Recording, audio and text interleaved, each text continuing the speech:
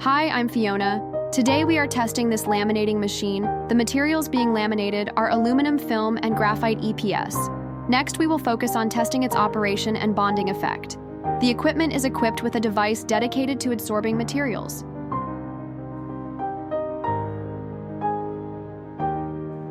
The length of the adsorption needle is 5 millimeters, which can stably and efficiently grab the composite materials to be composited. At the same time, there is a safety light curtain system. During the operation of the machine, once foreign matter interference is detected, it will automatically alarm and stop running to ensure safe operation. The following is the complete process.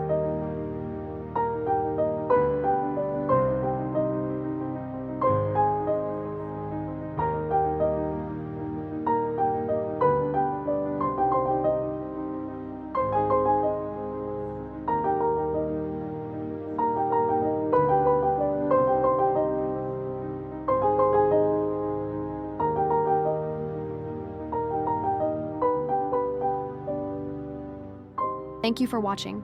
I'll see you in next video.